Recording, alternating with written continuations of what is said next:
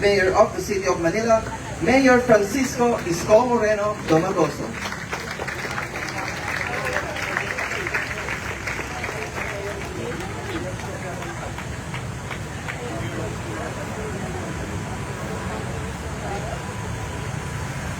Thank you. To our Ambassador, Ambassador His Excellency Marat Pablo, and the wife, beautiful wife. Again, welcome to Manila. And to our friend from Moscow Government, Minister and Head of the Department of External, Economic and International Relations, Moscow, Mr. Sergey Cherevin. Welcome again to Manila. And to the other delegates, traveling all the way from Moscow. Especially, I'd like to give extra credit and thanks to the people of Russia, because last night, a lot of Manileños experienced to watch great, skilled, talented ballet performance courtesy of the Moscow and Russian government here in Manila. Palakpakan natin sila. Napakaganda ng performance nila at masayang-masaya ako dahil unang-una, mahal-mahal manood ng ballet.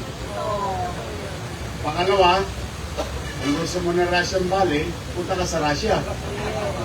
Pamasahe pa lang, ubus ka na. But we are very fortunate to the graciousness and kindness of Russian government, Moscow government, local government, and the ambassadors' effort and all the delegates. Kaya mga bata Maynila, mga mag-aaral ng UDN, isang masigabong palakpakan sa ating mga kaibigan. I'd like to recognize also Councilor Lou Veloso. Very excited. Although, nag-enjoy ka pa kagabi. Yeah.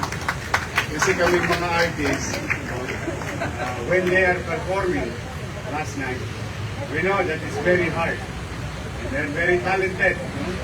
Yung ating mga Russian ballet performer last night.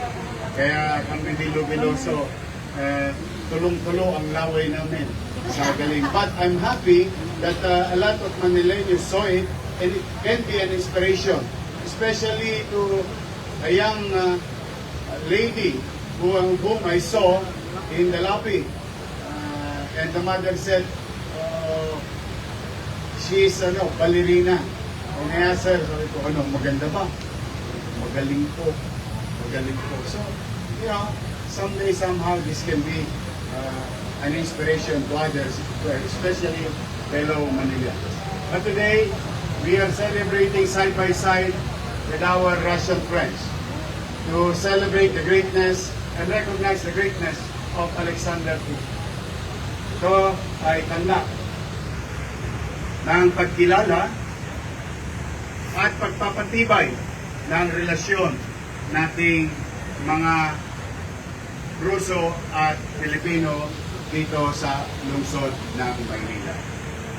And I would like to recognize our Vice Mayor's effort in the City Council, Vice Mayor Chi Atienza here, and the entire City Council who is supporting the effort of the city government to strengthen our relationship with our friends in Moscow.